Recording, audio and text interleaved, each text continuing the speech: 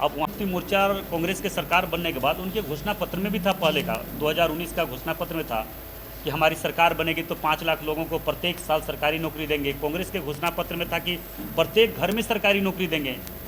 दूसरी बात है, यहाँ पे जो 75% आरक्षण जो दिया है कि हम यहाँ के स्थानीय लोग को नौकरी देंगे, जिसका वोटर कार्ड है, आधार कार्ड है, वो भी आज तक नहीं किया। धनबाद के सांसद ढुल्लू महतो हेमंत सरकार पर जमकर बरसे। उन्होंने कहा कि वृद्धा, विधवा और दिव्यांग पेंशन योजना की राशि रोककर राज्य की हेमंत सरकार मैया सम्मान योजना की राशि लाभुकों में बांटकर अपनी पीठ थपथपा रही है।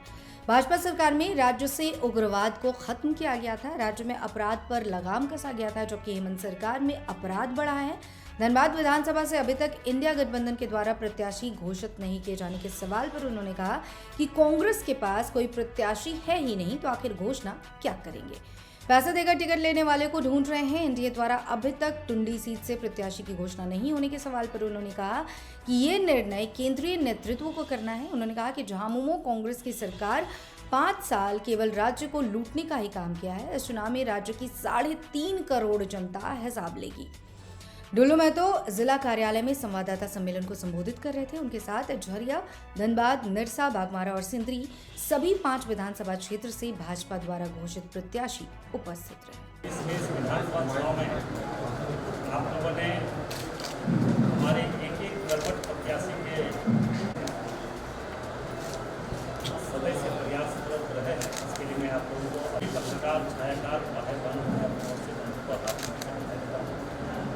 और विशेष रूप से घोषणा हो चुकी है। और भारतीय जनता पार्टी में पूरे प्रदेश की जनता तथा भारतीय जनता पार्टी का संगठन, नीति और रीति जन सेवा के अपने स्थापना काल से ही जाना जाता है। विधानसभा के जो प्रत्याशी के रूप में घोषित किए हैं, वो एक प्रत्याशी रात दिन 24 घंटा जनता के बीच में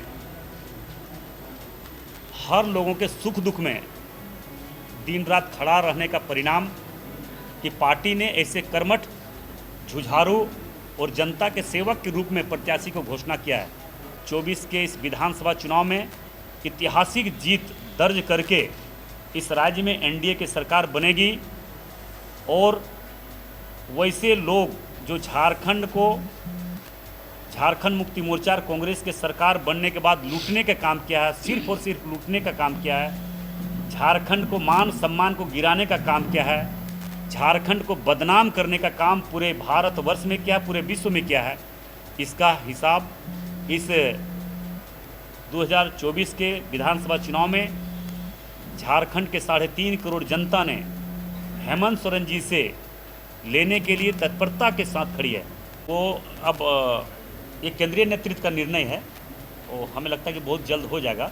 उसमें कुछ थोड़ा बहुत हम लोग एनडीए में कुछ आपस में बात हो रही है, उसको तुरंत हम लोग तय करेंगे। हो चुका है हमारा दोनों एनडीए, मतलब हम लोग बीजेपी ही समझिए, जो हो जाएगा वो हम लोग निर्णय सर्वोपरि होगा।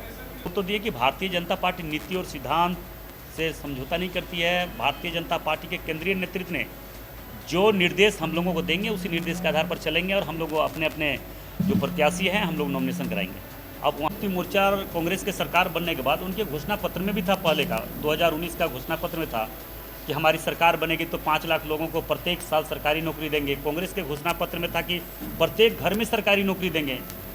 दूसरी बात है, यहाँ पे जो 75% आरक्षण जो दिया है कि हम यहाँ के स्थानीय लोग को नौकरी देंगे, जिसका वोटर कार्ड है, आधार कार्ड है, वो भी आज तक नहीं किया। यहाँ के लोग पलायन कर रहे हैं, दूसरे लोग जहाँ पे जाके मर रहे हैं उनको लाशें को मंगवाना पड़ रहा है। झरिया से ही 2-3 लाश आया, हम लोग को मंगवाना पड़ा बाहर से। यहाँ पे रोजगार का व्यवस्था है, मगर सरकार का उदासीनता के कारण वो नहीं दे पा रहे हैं, नहीं करवा पा रहे हैं। सिर्फ अपने में मगन है, लूटने में मगन है। झारखंड को लूट का एक अड्डा बना चुका है।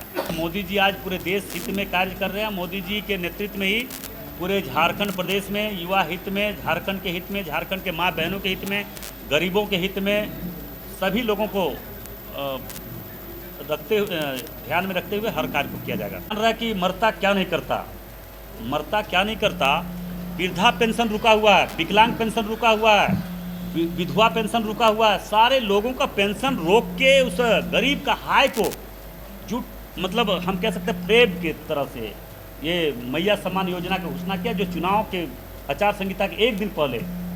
कल तो हमारे पास हजारों हजार महिला आई थी, सभी माँ बहन बोल रही थी कि हमारे विधवा पेंशन रोक दिया गया है, विकलांग पेंशन रोक दिया गया है, विधवा पेंशन रोका है, वृद्धा पेंशन रोका हुआ है।